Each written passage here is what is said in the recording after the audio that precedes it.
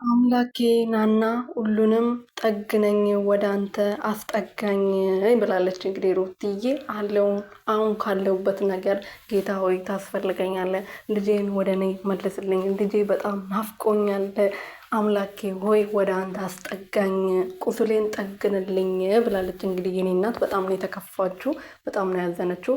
አሁን ልጅ በዚህ እድሜ በገና 4 ወር ልጅ አቶ 4 ቀን ማደር ማለት በጣም ከባድ ነገር ነው። ትናንት እንግዲህ እየተፈራረቁ በሰው ቻናል ነበረ ሁላቸውም የመጡት። አብርሃም፣ ሄርሜላ፣ ዳኒ፣ ሩቲ በተለያየ ቻናል ነበር የመጣሁት። ልጇን ማስመለስ አለብኝ ሁላቸውም ስለ ልጇ ነበረ ሲያወሩ የነበረው በሁሉም ቻናል ማለት ነው። እና ሩትዬ ደግሞ ዛሬ በፖስተችው ፖስት እንግዲህ አምላኬ ወደ እኔናና ቁስሌን ጠግንልኝ በጣም ከፍቶኛል ብላለች። እንግዲህ እኔ እናት አይዞሽ ልጅሽም ይመለስልሻል።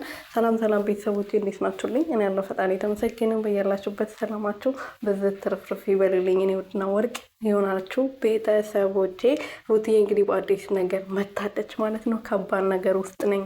ልጄን አጥቻለሁ። ልጄ 4 ቀን ሆኖታል ከኔ ጉያ ከወጣ ከእናቱ ጡት ከተለየ ብላለች። እንግዲህ ትላንትም ቪዲዮ ላይ ስታወራ ነበረ።